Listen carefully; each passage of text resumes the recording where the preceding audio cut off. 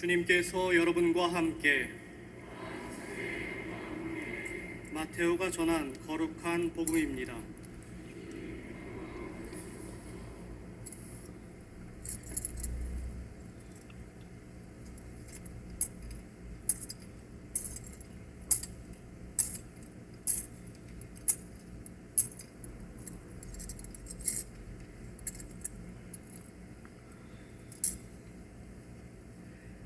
그때 예수님께서는 군중을 보시고 가엾은 마음이 드셨다.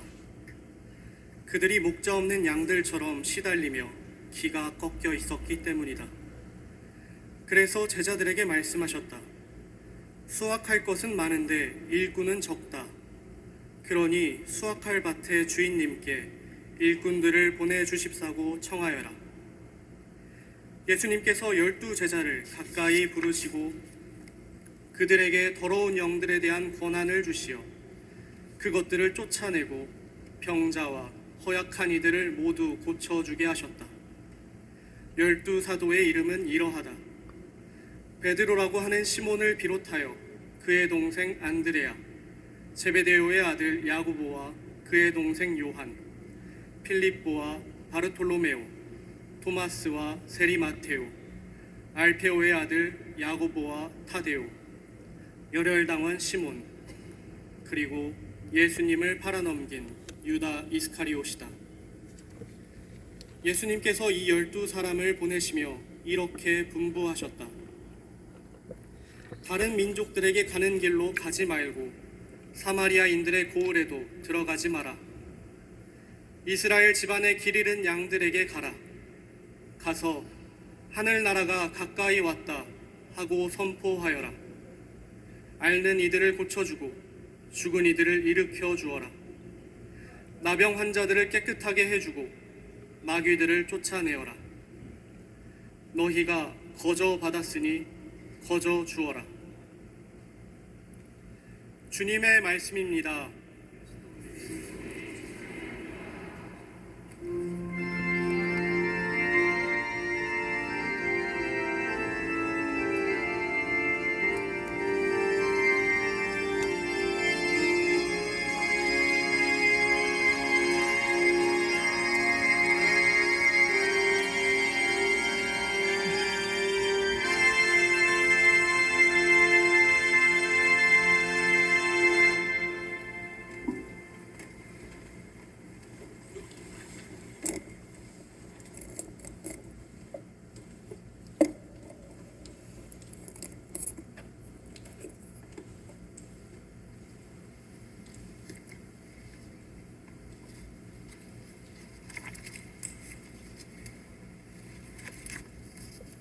사랑하는 형제자매 여러분, 존경하는 이재명 대통령님, 김혜경 여사님, 정부 부처 관계자님들, 세계 여러 나라에서 오신 애교관 여러분, 함께하신 모든 분께 주님의 평화를 빕니다.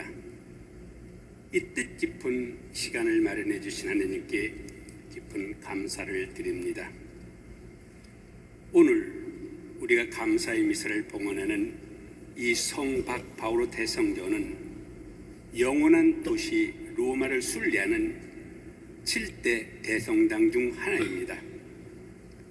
이방인들의 사도이신 바오로의 무덤이 있는 매우 중요한 대성당입니다. 여러분들 계시는데 바로 뒤에 보면은 가운데 제대가 있고 이걸 교황님 제대라고 부르죠. 그 지하로 내려가면 바로 사도 바오로의 무덤이 여기 있습니다. 이방인의 사도 바오로는 호칭에서 이미 알 수 있듯이 바로 사도께서 당시 예루살렘 밖에 있는 수많은 공동체를 활발히 왕래하시며 그 누구보다도 주님의 복음을 열정적으로 활발히 땅끝까지 선포하셨습니다.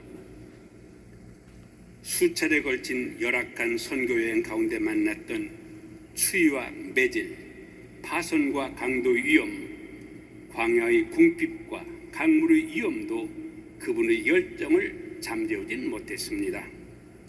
사도께서는 탁월한 언변과 해박한 지식으로 사람들이 가슴을 울리면서도 인간적으로 누구보다 뜨겁게 온 세상에 퍼져나가는 교회를 사랑할 줄도 아셨습니다.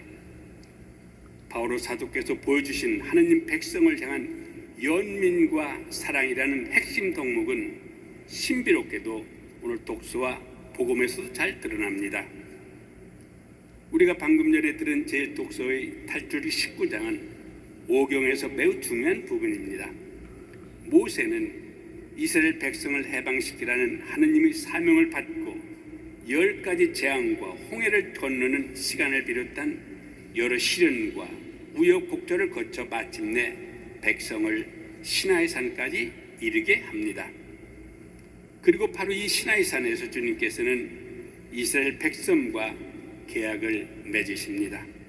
시나이 산에서 머무른 이야기는 오늘 봉독한 탈출기 19장에서 시작되어 탈출기 나머지 부분과 레위기 전체 그리고 민수기 10장 이르기까지 이어집니다. 그리고 이스라엘 백성은 그 이후에 약속을 땅을 향한 여정을 이어나갑니다. 주님께서 모세에게 말씀하시는 메시지는 명확합니다. 주님의 말씀을 듣고 그분의 계약을 지키면 이스라엘은 하느님께서 수호하시는 백성이 된다는 사실입니다. 이스라엘이 지켜야 하는 주님의 말씀은 무엇입니까? 서두에 말씀드린 것처럼 민수기 10장까지 수많은 율법이 내어질 것이지만 이 모든 계명은 바로 하느님 사랑과 이웃 사랑으로 요약됩니다. 이스라엘 백성은 단순히 하느님의 도우심으로 여러 놀라운 일을 통해 이 틀을 탈출했기 때문에 그분 백성이 되는 것이 아니라 그분의 가르침대로 하느님을 사랑하고 이웃을 사랑하며 그분 뜻에 따라 살아가면 그분이 백성이 된다는 뜻입니다. 하느님으로부터 무한한 사랑을 받고 그분으로부터 한량없는 은혜를 체험했음에도 우리는 여전히 죄인으로 살아갑니다.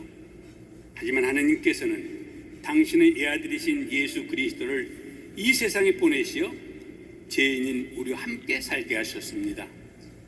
그리고 예수님께서 우리 죄사함을 위해 돌아가심으로써 그분께서는 우리를 향한 하느님의 무한한 사랑을 당신 전부를 내어주시면서 드러내 보이셨습니다. 바오로 사도께서는 계속해서 이렇게 말씀하십니다.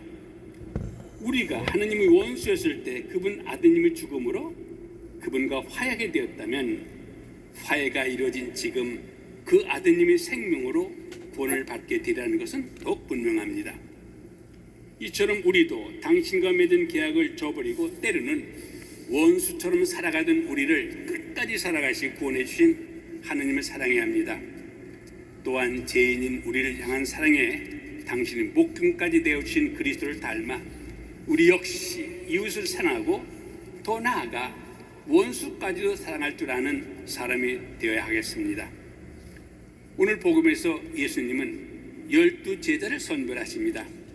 마태복음 시작 부분이 아니라 시간 꽤 지난 10장에 이르러서야 예수님께서 12사도를 부르셨다는 사실은 꽤나 흥미롭습니다. 12사도들은 그들 각자가 서로 매우 다른 모습을 보입니다. 도저히 함께하지 못할 것만 같은 다양함을 보여줍니다. 예수님께서 선별하신 12사도의 다양함은 모든 이에게 복음을 선포하였음을 우리들에게 보여주십니다. 예수님께서는 우리를 각자를 이름으로 부르십니다.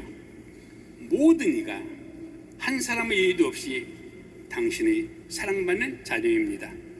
그러므로 예수님께서는 가엾은 마음을 당신이 뽑으신 사도들이 지니기를 바라셨습니다. 그때 예수님께서는 군중을 보시고 가엾은 마음이 드셨다. 그들이 목자 없는 양들처럼 시달리며 기가 꺾여 있었기 때문이다. 한국어 성경으로 가엾은 마음이 드셨다라고 번역된 이 단어는 원 성경 원문에서 스플랑크 리조마이라고 표현합니다. 그래서 원문의 동사는 본래 내장이 틀리는 이라는 뜻을 지닙니다. 단순히 어떤 사람이 아파하는 모습을 보며 혀를 끌끌 차면서 지나가는 형식적인 동정이 아니라 그 사람이 힘들한 모습을 보고 내 기관이 뒤틀릴 정도로 아픔을 공감하는 상태를 의미합니다. 예수님께서는 우리 구슬픈 처지에 이 정도로 큰 연민을 가지고 계십니다. 그분께서는 목자가 없는 양들처럼 시달리며 기가 꺾인 군중들이 너무나 안쓰러워 그들에게 도움을 줄 수 있는 사도들을 선별하시게 되었습니다. 바울 사도 역시 주님이 부르심을 받은 후로 구원을 갈망하는 이들에 대한 연민으로 온 마음을 다하여 예수 그리스도의 복음을 선포하였습니다. 오늘날 이 세상은 형제들에 대한 연민이 그 어느 때보다도 필요한 시기입니다.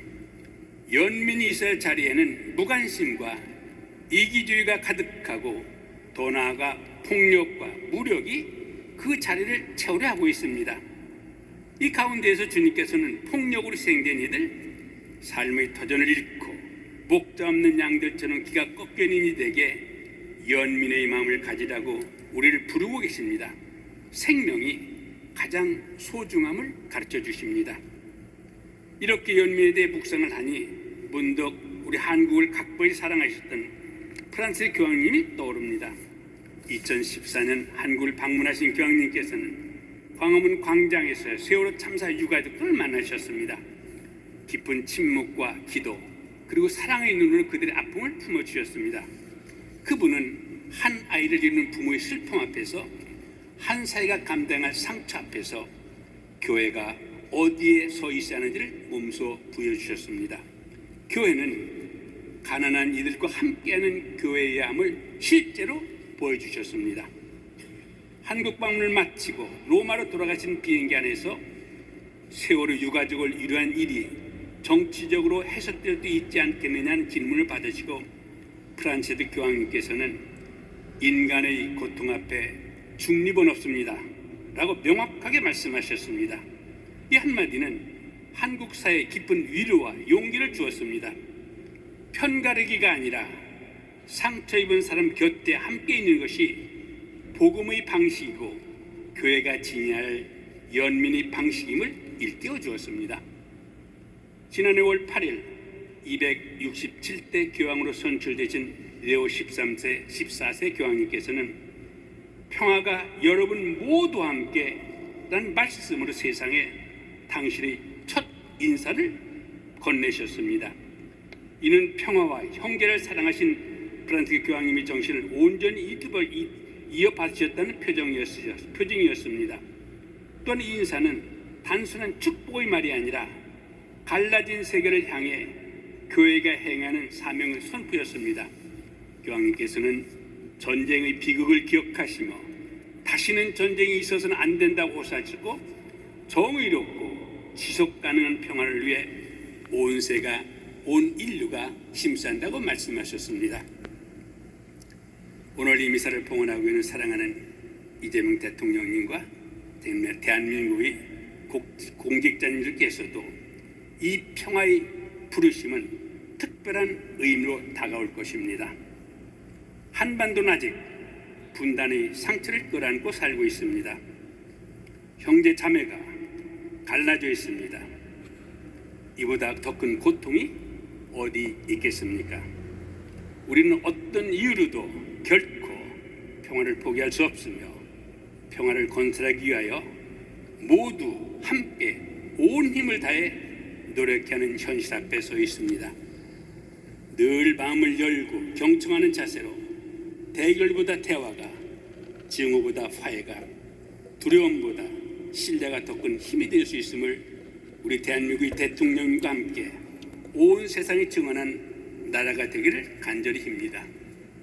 이 면에서는 1년 동안 대통령님의 대통령 직무 수행에서 얼만큼 중요하고 남북이 정말 서로 더불어 살 수 있는 그런 세계를 만들자고 호소하심에 대해서 깊게 동의할 뿐만 아니라 매일 기도하고 있음을 말씀드립니다. 참된 평화는 단지 갈등을 멈추고 싸우자는 상태가 아닙니다. 오히려 진정한 평화는 마음을 활짝 연 대화, 인간의 존엄성에 대한 존중, 상대의 처지를 이해하려고 노력하는 구체적인 노력과 함께 시작됩니다. 정체와 애교 연호는 서로 다를 수 있지만 생명을 지키고 사람을 살리며 공동성을 추구하려는 마음 결코 복음의 정신 안에서 서로 만날 수 있습니다. 이레오 14대 교황과 함께 가톨릭 교회는 모든 인간 생명의 존엄성을 지키고 평화로운 세상을 이루기 위한 사명을 실천하기 위해 끊임없이 노력하고 있습니다. 레오 교황님께서는 교회는 형제들과 대화하고 이웃을 사랑하는 모든 이들로 구성된다는 성 아우구스티노의 말씀을 토대로 가톨릭 교회가 화합된 세상, 화해를 지향하는 세상의 표징이 되어야 함을 강조하시며 당신의 직무를 시작하셨고 이 직무를 계속하고 계십니다.